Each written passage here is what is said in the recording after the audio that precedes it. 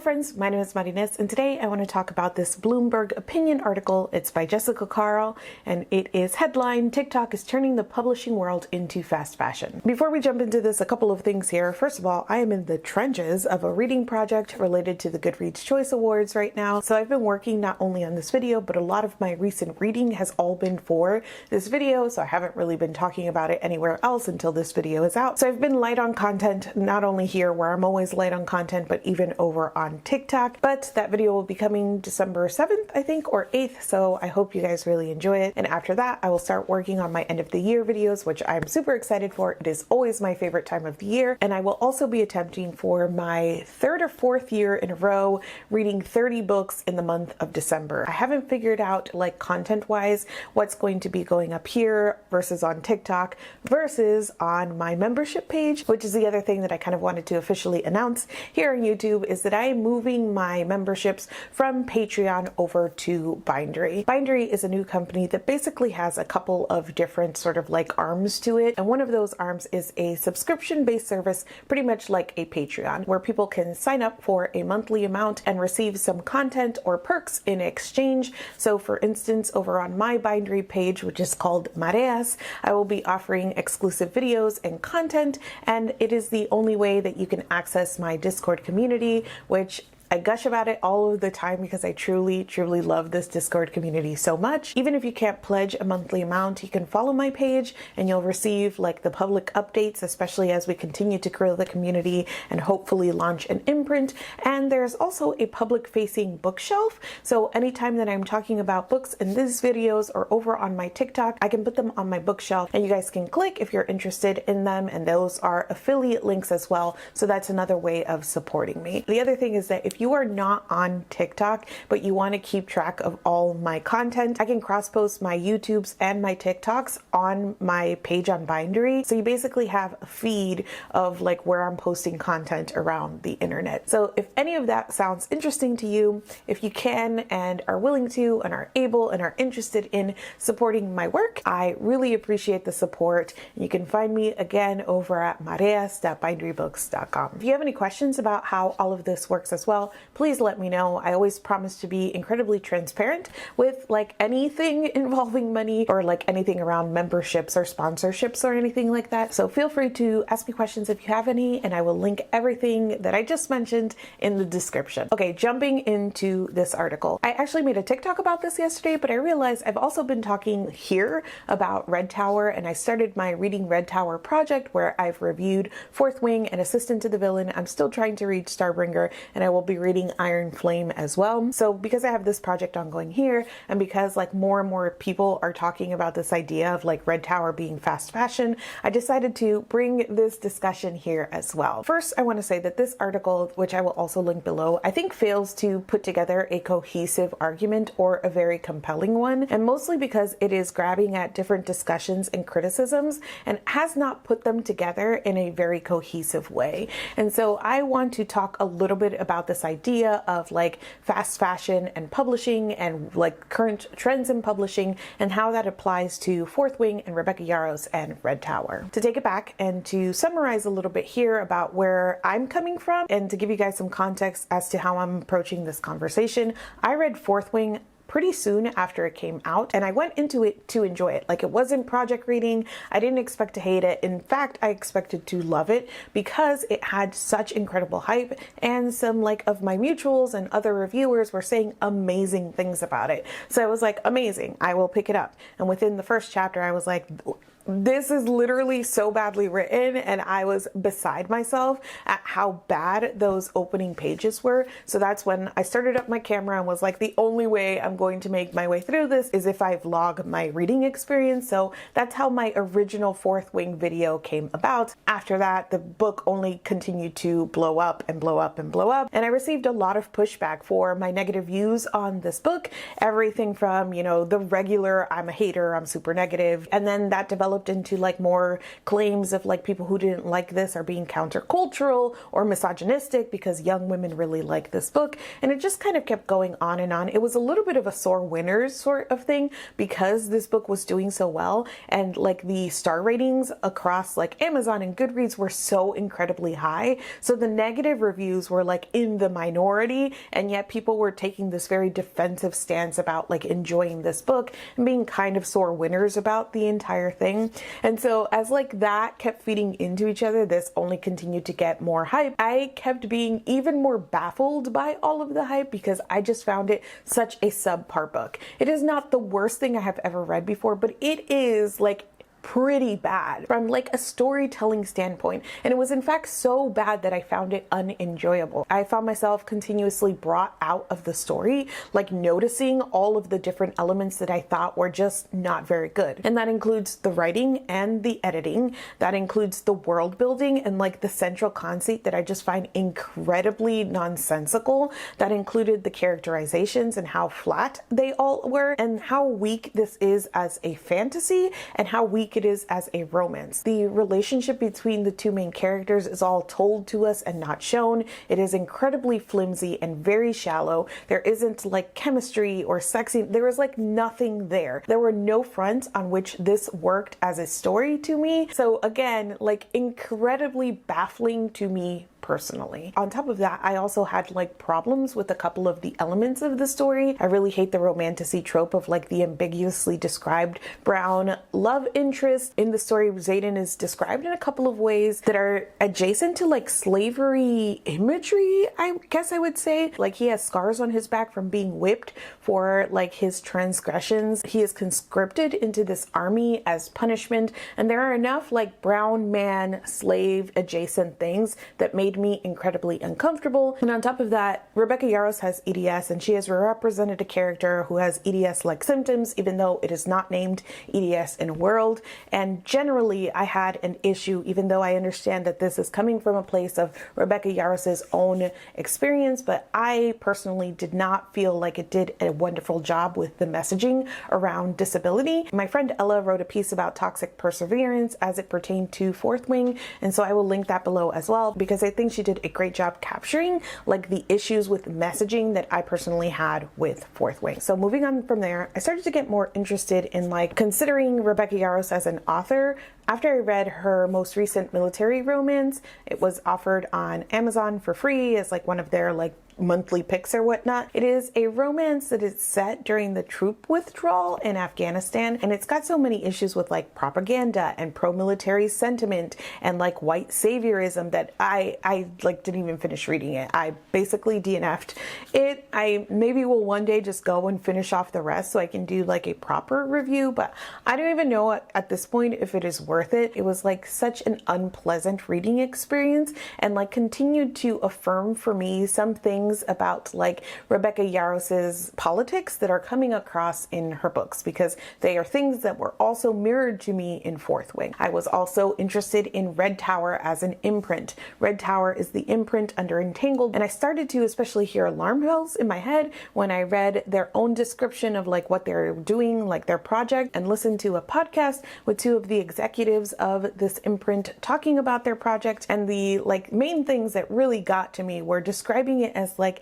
the glory days of YA, but make it spicy. And the other thing was like making bingeable content on a rapid release schedule, but featuring books that were like what you would get in a book box, right? So special edition like books with sprayed edges or stenciled edges or special covers, but on a rapid release schedule.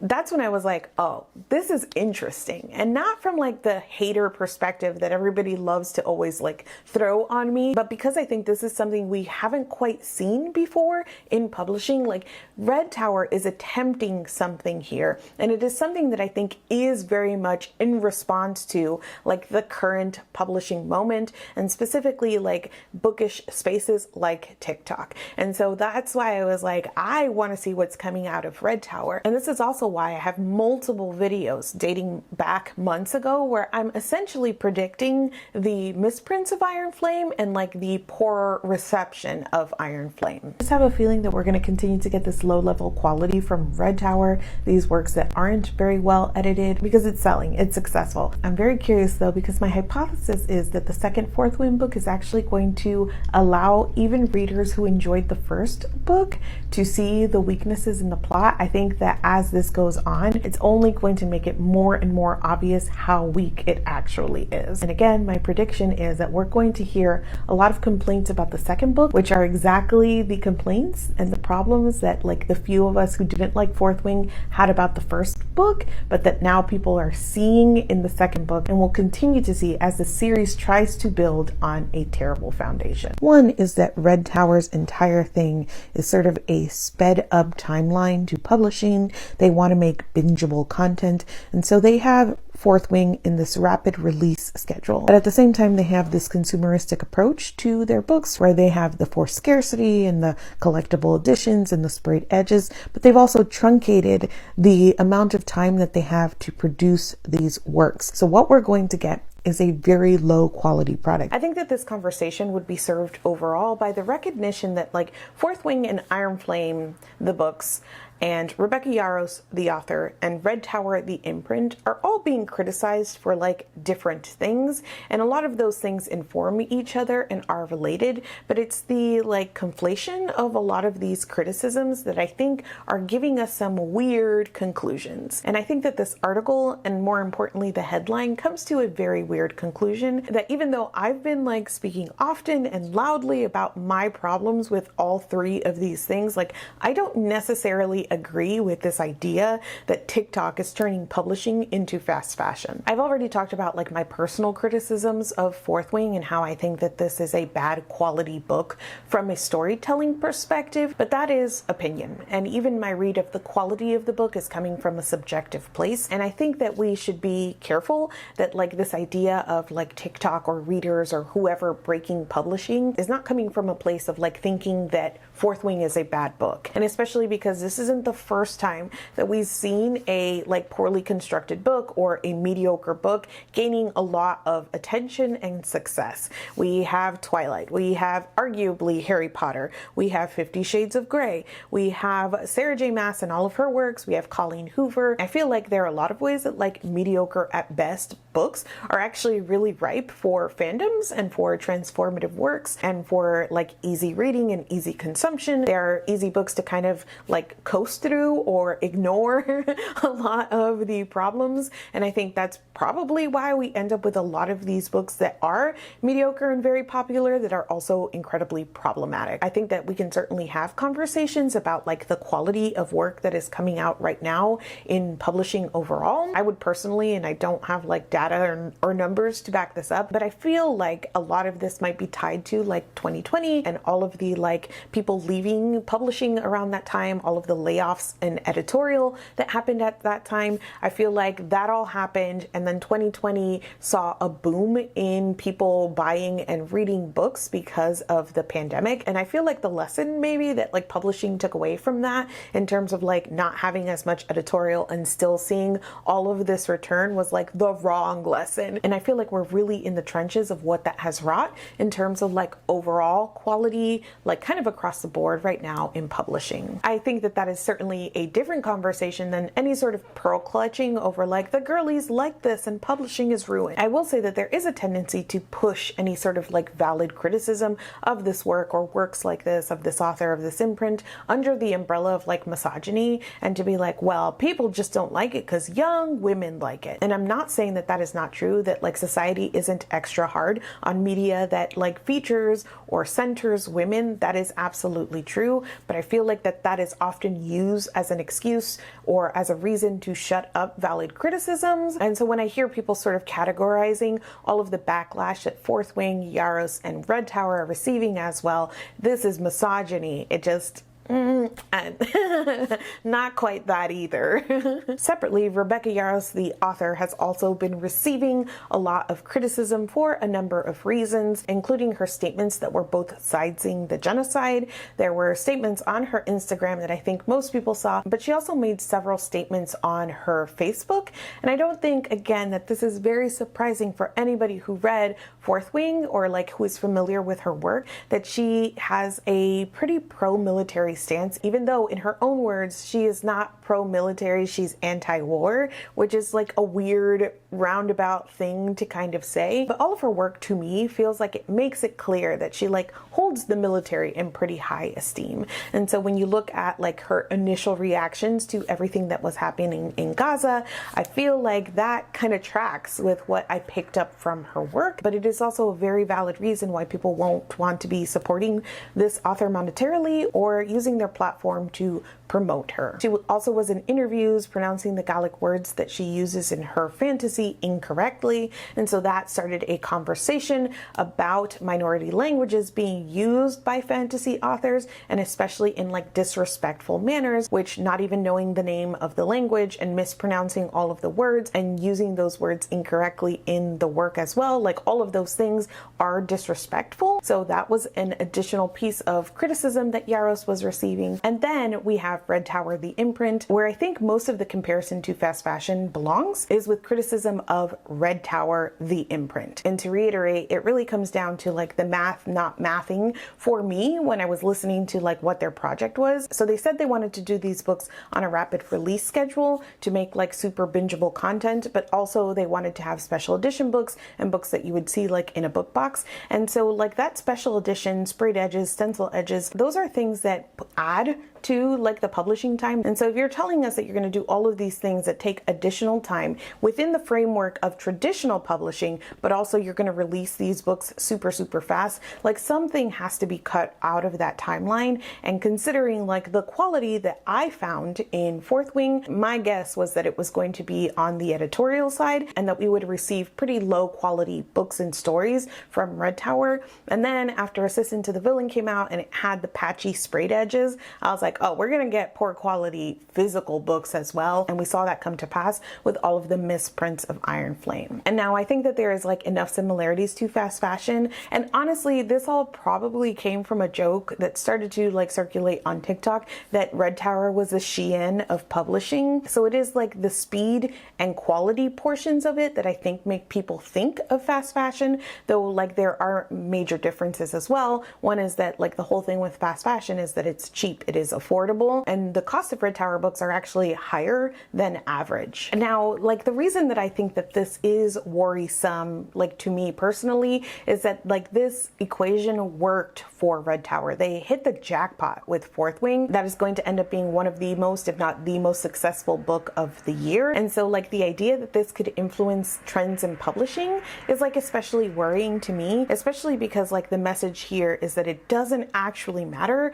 what the story is or like how good the quality of the book is. Red Tower has effectively gotten away with putting the wrong name of the book on the spine, with having the spine printed crooked, with having pages missing inside, with having pages upside down inside or duplicated inside. There were so many different kinds of misprint issues and like so many reactions that I saw that were like, oh, I guess it makes it extra special, or like I'm keeping it. And so they ultimately got away with making like the worst kind of quality product at an above average price. And the idea that this could at all, again, influence publishing trends is worrisome for me, especially on top of like what I've seen in terms of a trend in like cutting down editorial time and editorial support. Now, another reason that this headline was like, what, is because this goes on to put this all on TikTok's doorstep. This is such a thing with like TikTok and Book Talk specifically, is that like people love to take issues that are like publishing industry issues or like social media or algorithm issues and just be like, TikTok did this. There are a lot of ways that publishing is reacting to TikTok as a space, which, to be clear,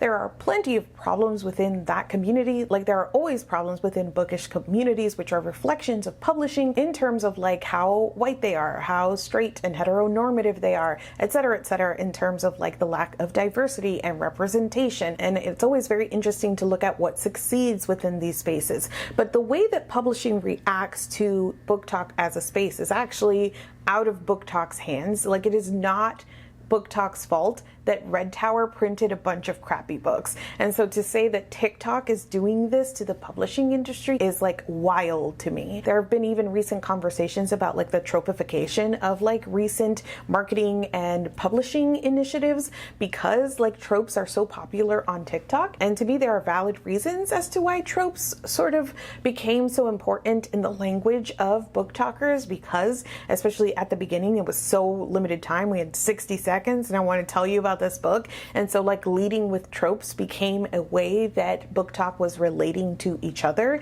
And so publishing reacting and being like, hey fellow kids, we heard you like tropes, and like the tropification of media is like something that you can tie to TikTok but is not TikTok's fault. And so like there are so many things like that that I'm like, why are we blaming the consumers for these like hellish capitalistic choices? Now, I think that there are things that like Book Talk can sit with in terms of all of this, and that is how like this has all worked.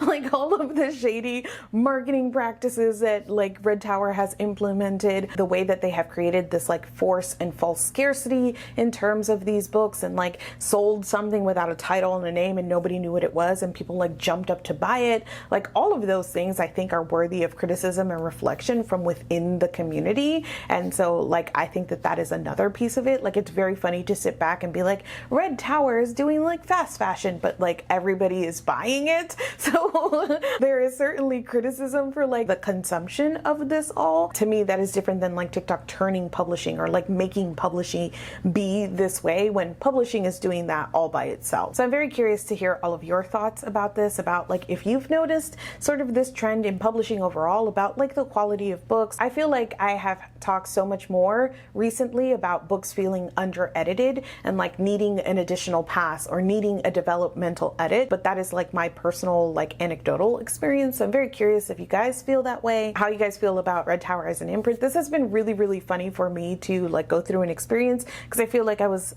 an early adopter of criticizing Red Tower. So now like all of this conversation is happening, and I like at first I was like, oh, like other people see it, but then like all of these conclusions were like a little off, and I was like, wait guys.